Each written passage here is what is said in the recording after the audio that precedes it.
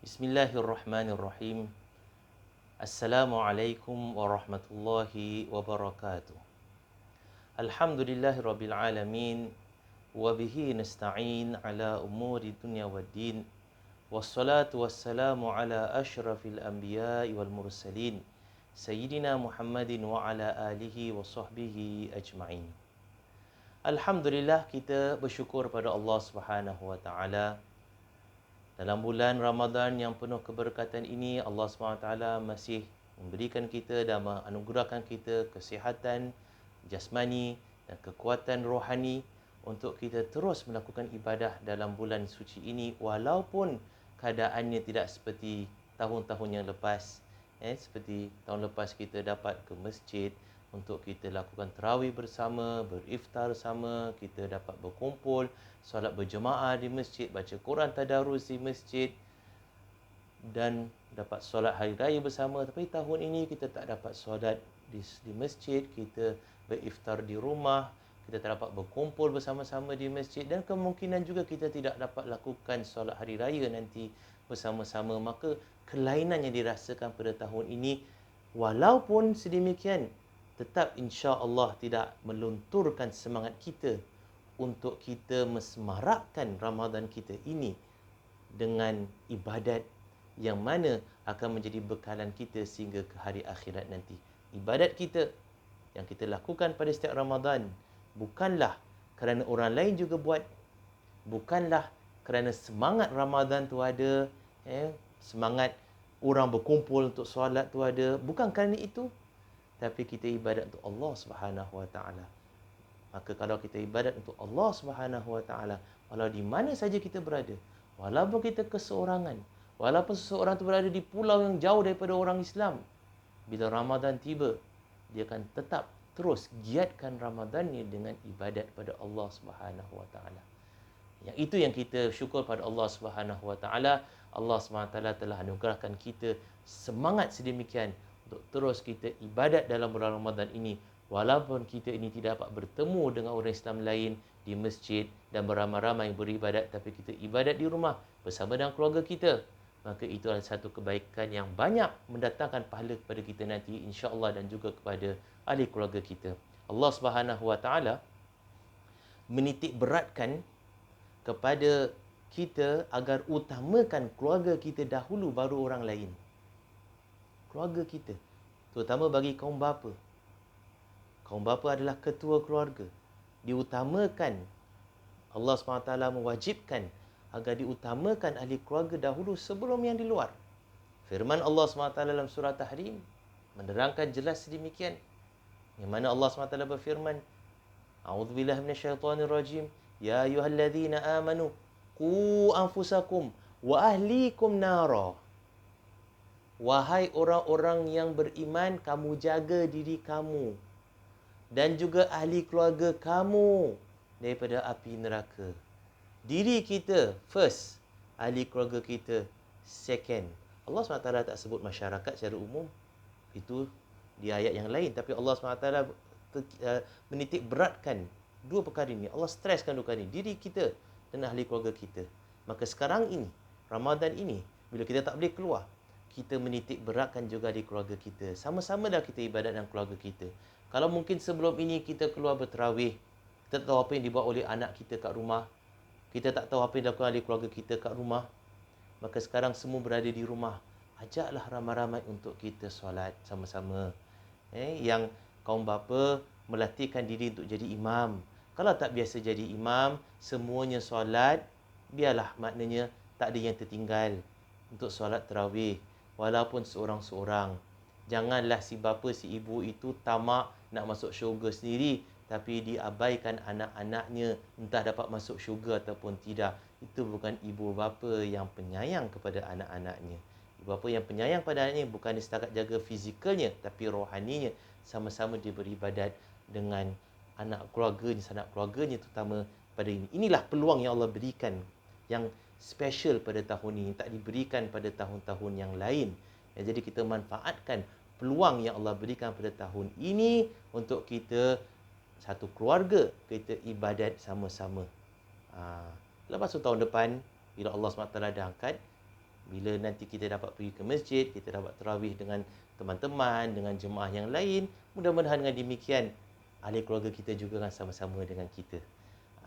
Jadi Allah SWT ajak kita supaya pause sebentar daripada kita punya aktiviti yang lepas, fokus pada keluarga kita pada tahun ini. Semoga dengan demikian, insya-Allah keluarga kita akan tambah baik dengan akibat kita ini sama-sama dengan keluarga kita menyambut Ramadan dan juga beribadat bersama-sama di rumah, insya-Allah. Muslimin dan muslimat yang dirahmati Allah, antara ciri utama Ramadan ini adalah puasa. Dan puasa itu adalah untuk kita pertama membersihkan jasmani kita daripada segala kotoran badan, racun-racun yang telah kita makan, dan juga membersihkan rohani kita daripada segala dosa-dosa yang telah kita lakukan 11 bulan yang lepas. Ini ciri puasa.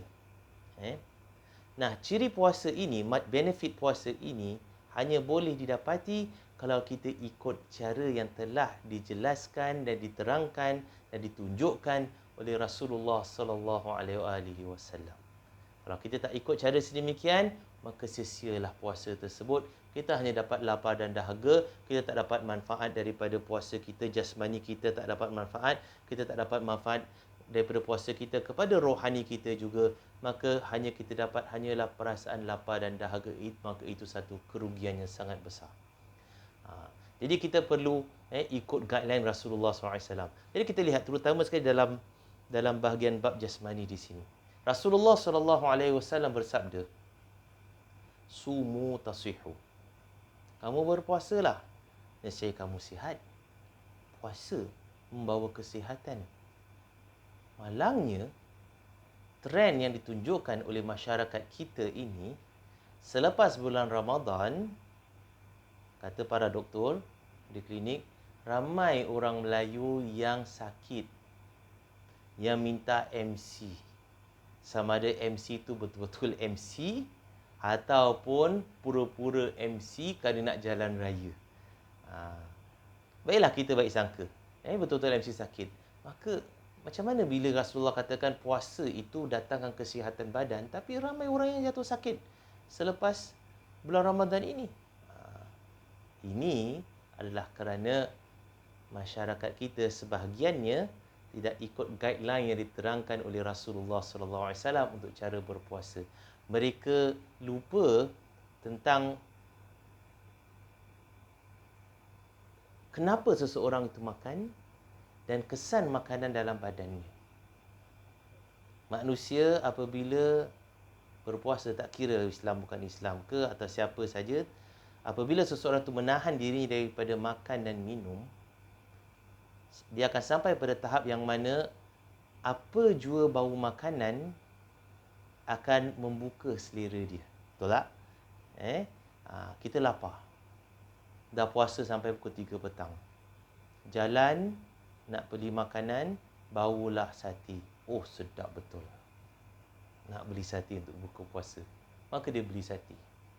Jalan lagi, bau pula biryani. Oh, sedap betul bau ni. Tiba-tiba lapar, nafsu tu naik, beli. Jalan lagi, oh sedap betul bau ayam percik ini, maka beli ayam percik.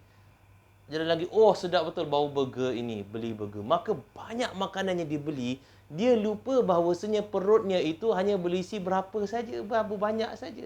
Maka dia beli bukan kerana untuk dia itu manfaat badannya, tapi kerana nak memenuhi keinginan nafsunya dan tekaknya.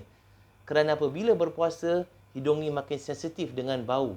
Maka bila sensitif, otak itu akan trigger kerana dia lapar di perut, maka dia akan trigger keinginan-keinginan untuk makanan-makanan yang mendatangkan bau tersebut. Subhanallah. Jadi kita tak boleh nak tunduk kepada nafsu kita. Akal kita ini lebih kuat daripada nafsu kita. Kita bukan nafsu, kita adalah akal. Kita tak boleh, maknanya biarkan nafsu ni menguasai diri kita. Kalau kita biarkan nafsu menguasai diri kita, maka tidak jauh beza kita daripada haiwan-haiwan yang lain yang tidak ada akal. Kita ada akal. Akal itu perlu menguasai nafsu tersebut. Dan cara akal untuk menguasai nafsu tersebut ini adalah untuk ingat panduan Rasulullah SAW. Nah, apakah panduan yang saya nak kongsi? dengan tuan-tuan dan puan yang dirahmati Allah. Dalam sebuah hadis yang diriwayatkan oleh Imam At-Tirmizi, Rasulullah sallallahu alaihi wasallam bersabda, "Ma mal'a ibnu Adam wi'aan syarran min batnin. Bihasbi ibni Adam ukulatun yuqimna sulbah. Fa in kana la mahalah fa thuluthun li ta'amihi wa thuluthun li syarabihi wa thuluthun li nafasihi." Apa maksud hadis ini? Rasulullah sallallahu alaihi wasallam bersabda, "Ma mala ibnu Adam syarran ya'an min batnin." Tak ada satu tempat yang lebih buruk yang diisi oleh anak Adam melainkan perutnya. Ni perut ini, kita dalam badan kita perut ini yang merupakan kata Rasulullah SAW tempat yang paling buruk yang manusia isikan barang. Kenapa? Sebab kerana nafsu masuk macam-macam perkara daripada macam-macam benda daripada mulut ini, sama ada membawa manfaat atau mudarat, tak kisah, yang penting sedap masuk dalam perut dan perut tu proses, maka perut itu akan sebarkan. Kalau dia tu racun, kalau dia tak benda yang tak baik, maka dia akan sebarkan seluruh badan ni. Kerana itu perut ini merupakan sumber penyakit. Banyak penyakit yang datang daripada perut. Kerana perut tu diisi dengan macam-macam benda. Kita, tuan-tuan yang dirahmati Allah, apabila kita makan sesuatu, kita nak sedap, maka kita makan benda, sedap. Tak kisahlah apa kandungannya, macam mana dia buat ke apa, yang penting halal, okey kita makan, sedap. Cuba kita tanya diri kita, kesedapan itu datang daripada mana sebenarnya? Daripada perut? Tak. Kesedapan itu datang daripada lidah dan juga hidung. Bukan kita makan melalui hidung, tidak. Tapi bila kita kunyah, bau dia tu kena dekat hidung tu, tambahkan selera dan lidah ni dengan rasa yang berbagai-bagai tersebut, maka itu yang menyebabkan makanan itu digemari dan disukai. Walaupun makanan tu sama. Contoh ayam, sama ada ayam goreng, ayam rebus, ayam percik, ayam apa saja, tetap ayam. Tapi kerana disalut dengan berbagai rasa dan sebagainya, bila masuk mulut, ayam, benda tu ayam, tapi mulut tu rasa macam-macam. Yang itu manusia akan rasa bosan dengan satu jenis makanan, dia nak rasa makanan yang lain. Padahal makanan tu sama, cuma rasanya berbeza. Jadi nikmat merasa ini hanya apabila makanan tu berada kat lidah saja. Apabila dah ditelan masuk dalam perut, dah tak rasa apa-apa. Maka tinggallah perut tu terpaksa terima padah daripada apa yang disumbatkan oleh mulut ini, kerana lidah nak, mulut ni nak, lidah nak, maka perut itu akan merasai bencana dia. Perut itu akan merana. Dia terpaksa proses. Dia akan terus proses dan dia akan menyebabkan perut itu overloaded dengan kerja. Apabila seseorang itu perutnya penuh dengan makanan, perut dia nak kena proses, dan proses ini memerlukan oksigen, memerlukan oksigen untuk proses makanan dalam perut. Maka apabila jantung ini pump oksigen masuk dalam paru-paru kita, kemudian diambil oleh darah, dihantar kepada jantung, dan jantung tu pump darah oksigen ni, otak ini automatik, badan ni automatik akan divert kebanyakan darah yang membawa oksigen ini kepada perut untuk nak dia hadamkan makanan tu. Maka apabila dah banyak darah ini di divert kepada perut, maka kurang darah tu sampai kepada otak, darah yang ada oksigen kurang sampai pada otak. Itu yang menyebabkan seseorang tu bila makan dengan banyak, lepas makan dia rasa ngantuk, dia rasa lemah, dia rasa penat, dia rasa malas. Kenapa? Sebab oksigen semua pergi kat perut. Badannya, kat tangan, kakinya, oksigen semua dah deprive. Dia divert pada perut. Otak yang perlukan oksigen yang banyak juga sebahagian dah divert kepada perut. Maka seluruh badan merana. Kerana apa? Kerana perut perlukan oksigen. Kenapa perut perlukan banyak oksigen? Kerana dia hadamkan makanan. Kenapa dia perlu hadamkan banyak makanan? Kerana lidah nak. Lidah yang nak, maka macam-macam dia masukkan kat sini, dia lupa. Ini yang akhirnya akan jadi tempat pembuangan sisa makanan yang melalui lidahnya. Jadi nikmatnya sementara sahaja. Dia rasa sedap, kunyah, tak sampai seminit, tak sampai 30 saat, dia telan. Tapi yang masuk dalam perut tersebut lebih sejam nak dihadamkan. Jadi dia punya cost benefit dia kurang. Dia punya benefit dia tu sedikit, dia punya cost dia tu banyak. Tak balance. Kan itu Rasulullah SAW bersabda, bihasbi bani Adam, dalam hadis tadi, bihasbi bani Adam ukulatun yuqimna sulbahu. Maka cukuplah untuk anak Adam itu beberapa suapan di mulut untuk dia tegakkan tulang belakang dia. Maksudnya apa? Cukuplah makanan untuk dia survive. Erti kata lain apa? Maknanya makan untuk hidup, bukan hidup untuk makan. We eat to live, we don't live to eat. If we live to eat, hidup untuk makan, maka keseluruhan tenaga kita, fokus kita, masa kita hanyalah untuk makanan. Maka satu makanan tu pelbagaikan itu dan sebagainya, habiskan masa dengan bermacam-macam. Kenapa? Fokusnya untuk makanan, live to eat. We are not put here on earth untuk makan. Kita diciptakan di dunia ini bukan untuk makan. Kita diciptakan di dunia ini untuk tujuan yang lain. Terutamanya untuk ibadat pada Allah Subhanahu Wa Taala. Tapi untuk hidup di dunia ini kita perlukan tenaga. Dan tenaga tu datang daripada makanan. Itu bateri kita. Maka kalau seseorang itu, kalau kita tengok alat tu perlukan 3 bateri, kita letakkan sampai 10 bateri atau kita tukar 3 bateri banyak. Aku letak bateri kereta sekali. Apa jadi pada alat tersebut? Meletup dia. Rosak dia. Kerana melebihi voltage yang diperlukan. Melebihi watt yang diperlukan tersebut itu. Itu juga manusia.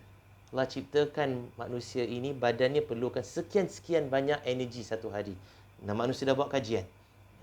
Allah SWT dah beri ilmu kepada manusia. Lelaki dan perempuan ada berbeza sedikit. Mungkin lelaki memerlukan 2000 kalori, 2200 kalori satu hari. Kalori itu adalah unit untuk tenaga yang diperlukan oleh badan. Wanita mungkin 1008, mungkin 1007, kurang sedikit daripada lelaki punya keperluan kalori seharian. Maka itu bateri kita, energi yang kita perlukan. Maka sama juga seperti gadget lain, kalau kita letakkan lebih banyak bateri, dia akan rosak. Begitu juga badan kita ini, kita perlukan 2200, tiba-tiba kita masukkan makanan yang kalorinya sampai double daripada sedemikian, 5000, 4000. Apa jadi pada badan kita? Rosak. Badan kita ni seperti mesin yang lain, rosak. Walaupun mesin yang ajaib, tetapi dia akan tetap rosak. Jadi kerana itu Rasulullah SAW kata, bihasbi bani Adam ukulatun yuqimna sulbahu. Cukuplah anak Adam tu berapa suapan, berapa makanan yang diperlukan untuk dia survive, untuk dia tegakkan tulang belakang dia tersebut itu. Enough, sufficient for you that day, you go. Lapar, perlukan tenaga, makan lagi. Jadi, eat for energy, eat for survival, bukan eat for pleasure. Masalah manusia akhir zaman ini, people eat for pleasure. Asal makan, lapar? Tak lapar. Habis asal makan? Nak sedap. That is eating for pleasure.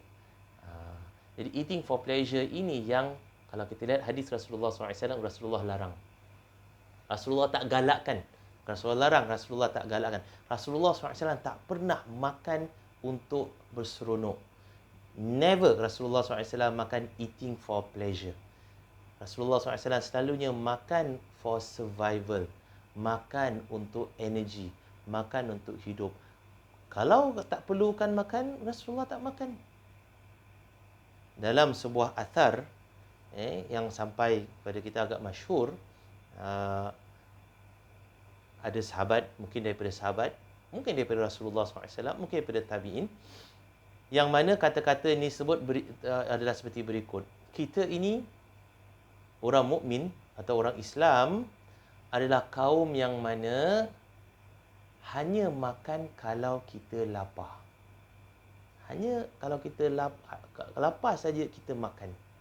Kenyang tak makan. There's no such thing as eating for pleasure here.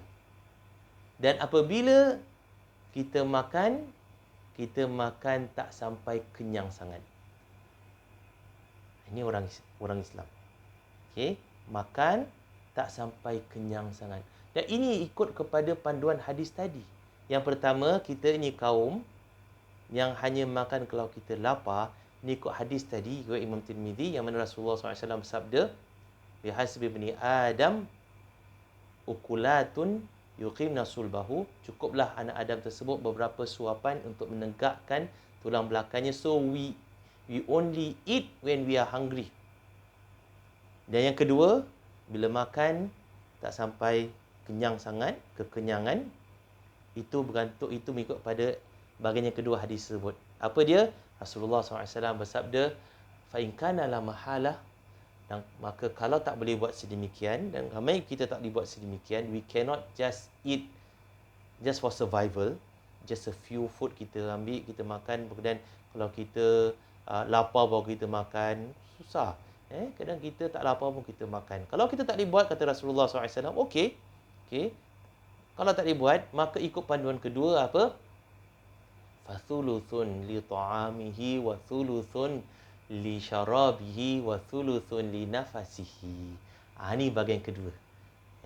Iaitu makan jangan sampai kekenyangan. Kenapa? Sebab Rasulullah SAW berikan kita panduan yang sangat ajaib. Yang menepati kajian pakar kesihatan sekarang ini. Kata Rasulullah SAW, kalau kamu tak boleh makan sedikit untuk hidup, maka kamu nak makan lebih, okey, no problem.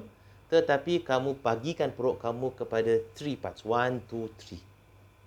Sepertiga perut kamu, 1/3 of your stomach for food. Thuluthun li ta'amihi. Lagi sepertiga lagi, wa thuluthun li syarabihi. Sepertiga lagi untuk minuman. Wa thuluthun li nafasihi. Dan sepertiga lagi untuk nafasnya. Maksudnya berikan peluang ataupun gap dekat perut tersebut untuk gas perut. Jadi maknanya tak penuh-penuh isi, betul padat-padat macam orang isi minyak dekat Johor punya kedai minyak. Penuh-penuh sampai nak membuat-buat tersebut, tak nak rugi. Perut tak boleh sedemikian. Sepertiga kata Rasulullah SAW untuk makanannya, sepertiga untuk airnya, minumannya, dan sepertiga lagi untuk apa? Nafasnya. Nafas bagaimana apa? Agar dia tu tak rasa senak. Orang rasa senak sebab apa? Perut tu dah kompres. Dah betul-betul penuh dengan makanan. Dah tak boleh dia masuk lagi. Sumbat lagi makanan. Yang itu perut tu jika expanded sampai rasa senak. Itu yang keras sangat. Dan ini kerap berlaku malangnya apabila kita buka puasa. Sebab bila kita buka puasa, macam-macam makanan kat depan kita, kita makan kerana nafsu. Lebih daripada makan kerana nak tenaga untuk ibadat pada waktu malam. Kita makan kerana sedap. Dan bila makan kerana sedap, kadang tak boleh nak berhenti. Orang dahulu, orang-orang dahulu yang datuk nenek moyang kita jaga kesihatan, mereka punya panduan mudah. Sangat berhikmah. Kata mereka, makan sedap tak apa, tapi bila tengah sedap tu, berhenti makan. Boleh. Tengah sedap makan, sate apa, berhenti. Boleh ikut. Susah. Tapi itulah cara orang dulu. Pasal orang dulu sihat. Kenapa? Sebab bila dah tengah sedap, berhenti, maknanya kita tak ikutkan nafsu kita. Bila kita ikut nafsu, kita tak berhenti, itu yang kita lupa. Perut kita dah penuh, tapi kita masih lagi nak isi. Jadi Rasulullah kata, bagikan makanan ataupun pengisian perut kita pada sepertiga.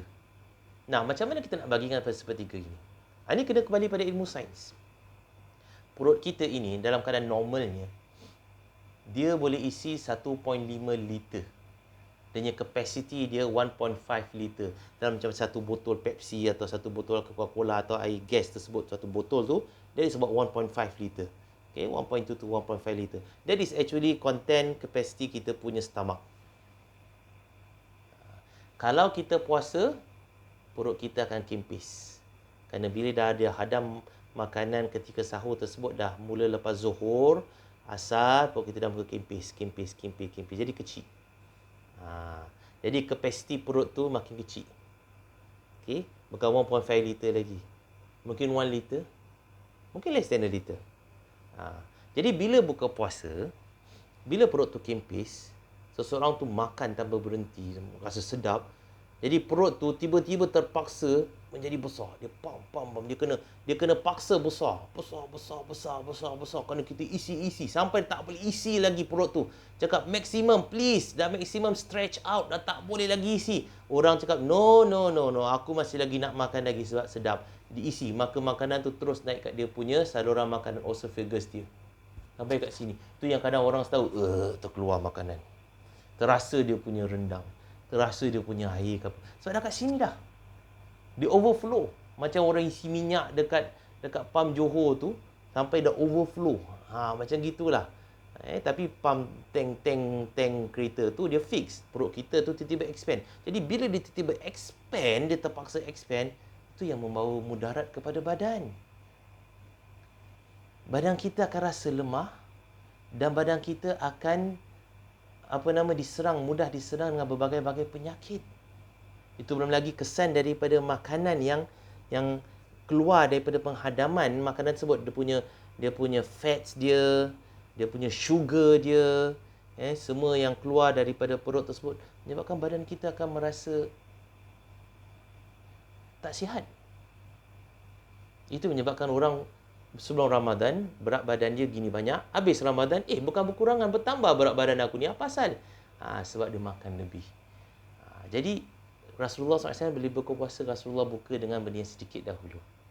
Biasanya, 3 butir kurma ataupun dengan air, atau air sahaja, atau apa sahaja benda yang manis ke apa. Tapi yang penting sedikit. Kasih signal pada perut tu, kamu akan diisi makanan. Jadi perut tu dah siap sedia dengan asid yang keluar tersebut. Dia tak terperanjat. Jadi bila lepas solat sebagainya, nak makan lebih, perut tu dah mula bersedia. Tapi ingat, perut tu bila normalnya about 1.5 liter. Katakanlah 1.5 liter average. Now 1.5 liter divided by 3, sepertiga, maknanya half a liter untuk makanan, half a liter untuk air, half liter untuk dia punya nafas, untuk dia punya ruang bagi gas yang keluar akibat dia proses makanan tersebut dalam perut. 1/3. Half a liter makanan. Tuan-tuan dan puan-puan dirahmati Allah. Berapa banyakkah half a liter makanan tersebut tu? Biasanya kita makan almost 1 liter. Kadang-kadang lebih daripada 1 liter makanan. Macam mana kita nak timbangkan 1 liter, half a liter? Senang saja timbangannya. Kalau 1 liter sama seperti 1 kilogram. Half a liter, half a kilogram. Jadi kalau kita makan sesuatu, kita rasa berat macam 1 kilogram, 1.5 kilogram, maknanya kita dah makan lebih daripada had yang telah ditentukan oleh Rasulullah SAW. Rasulullah kata sepertiga saja.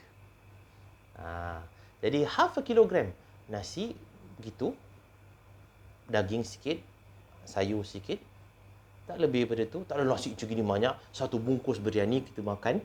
Satu bungkus biryani is about 1.1 liter, almost a liter. Tantang 1 liter. Kalau dengan daging dia, dengan ayamnya, is about 1.5 liter. Tak percaya, beli biryani, timbang. Is 1 kilogram. It's more than 1 kilogram. Maknanya dia berat dia, makanan tu je dah lebih daripada sepertiga perut. Tantang keseluruhan perut tu belum masuk air lagi. Dan kemudian air, half a liter. Masalahnya kadang orang minum air tu sikit, makanannya lebih sebab dia rasa sedap. Jadi air tu half a liter, dan air ni bukan air seperti mana manusia sekarang minum, air gas dan berwarna, bergula. Ini air ni semua tak natural untuk manusia. Allah SWT tak cipta badan manusia ini untuk menerima air-air sedemikian. Air-air seperti ini adalah ciptaan terkini lah oleh orang-orang barat sebenarnya. Mereka tak pernah ada dalam sejarah manusia air dimasukkan gas, carbon dioxide, agar jadi frizzy drink. Itu tak merasakan apa-apa. Frizzy drink tu, dia tak bawa apa-apa rasa pada lidah. Tapi dia nak nampak cantik, bubbling up. Macam apa? Macam arak. Arak bubbling. Jadi dia nak air, kalau bukan arak pun nak bubbling macam gitu juga. Dia dimasukkan carbon dioxide. Jadi sebenarnya orang barat cipta minuman fizzy drinks ini, bubbly drinks ni, asalnya kenapa? Kerana arak juga bubbly drinks. Frizzy, bubbling. Ada keluar karbon dioksida daripada pemerapan karbohidrat kat situ. Jadi gasnya keluar. Jadi air arak frizzy drinks. Maka dibuat air lain juga frizzy drinks. Kenapa? Cara masukkan karbon dioksida. Jadi kita tanpa kita sedar, kita ikut cara budaya orang barat yang bukan Islam, yang nak meniru makanan dan minuman yang bukan halal. Minuman yang haram. Jadi kita kena sedar sedemikian. Bukan saya katakan salah minum, tidak. Kita boleh minum, tapi kita kena tahu asalnya macam mana agar kita ni tidak terikut-ikut dengan nafsu nak air itu saja. Air itu tak natural untuk badan kita. Air itu bila masuk dengan karbon dioksida, maka air itu jadi asid. Badan kita dah ada asid sepanjang hari, acidic kerana tidak ada makanan, dia kosong. Kita masukkan air asid, kita tambahkan lagi asid dalam badan kita, itu yang membawa mudarat pada perut, itu yang membawa penyakit yang kadang-kadang long term penyakit pada badan. Kerana badan kita ini bukan tercipta untuk terima sedemikian. Itu very recent invention daripada manusia dan dia harmful sebenarnya. Rasulullah SAW buka puasa dengan air dan air itu air putih biasa. That is the best water. Orang kata air putih saya tak ada rasa apa. Sebab orang dah terbiasa dengan air manis. Lidah ni terbiasa dengan air manis. Dan Rasulullah SAW tak minum air manis. Jadi kalau kita ikut cara Nabi, kita kurangkan peminuman air manis. Kita lebihkan minuman air putih. Walaupun tak salah kita minum manis, tapi kurangkan. Itu cara bagaimana Rasulullah buka. Jadi, sepertiga untuk minuman. Half a liter untuk plain water. Plain, unsweetened, non-gaseous drink. Non-acidic drink. Itu kita minum. Non-colouring drink. Sebab minuman yang macam-macam warna ini, kena harap maklum, ini bukan warna natural. Dia taruh pewarna, additive, colouring, daripada chemical. Mereka cipta chemical, campur chemical. Oh, warna ni. Oh, boleh minum. Kita tuang dekat air. Nampak cantik. Wah, air merah, biru, apa semua. Minum. Kita lupa. Itu akan membawa kesan pada kita. Chemical masuk dalam badan tu apa jadi? Satu hari kita dah bersihkan badan kita. Kita dah berikan peluang badan kita untuk bersihkan daripada toksik. Buka puasa, kita togok balik racun-racun tersebut. Apa manfaat puasa tersebut? Kerana itu selepas Ramadan, ramai yang jatuh sakit. Jadi kita berpuasa tu, kita kena hadkan makanan kita. Jangan makan kerana nafsu. Makan kerana nak tenaga untuk ibadat pada waktu malam. Kerana itu tujuan Ramadan. Okey. Makan, hadkan, nak sedap tak ada masalah. Tapi hadkan half a liter, 500 gram of food, 500 gram of water, pure water, yang bukan manis, yang bukan bergas, cukup. Lagi half a liter, kita beri peluang kepada perut ini ruang untuk gas keluar. Jadi dapat proses dan hadam dan sebagainya. Itu menyebabkan seseorang itu sihat. Itu akan menepati sabda Rasulullah SAW, sumu tasihu. Dan insya-Allah, dengan demikian kita akan rasa badan kita akan semakin kuat. Kita akan semakin rasa segar dengan kita ni berpuasa. Otak kita akan semakin terang dengan kita ni berpuasa, kerana kita kembalikan badan kita kepada natural state, bukan artificial state yang kita jadikan akibat pemakanan kita yang unnatural tersebut. Jadi semoga insya-Allah penyampaian saya ini membawa manfaat kepada terutama diri saya dan juga kepada tuan-tuan dan puan yang dirahmati Allah. Marilah sama-sama kita jadikan puasa kita ini puasa yang membawa kesihatan pada jasmani kita dan juga kepada kerohani kita, dan semoga kita dapat akhiri Ramadan ini dengan Lailatul Qadar dan juga manfaat yang banyak kepada jasmani dan juga rohani kita. Amin amin ya rabbal alamin. Aqulu qawli hadza wa astaghfirullahal azim li wa lakum wa lisairil muslimina wal muslimat wal mu'minin wal mu'minat. Wassalamu alaikum warahmatullahi wabarakatuh.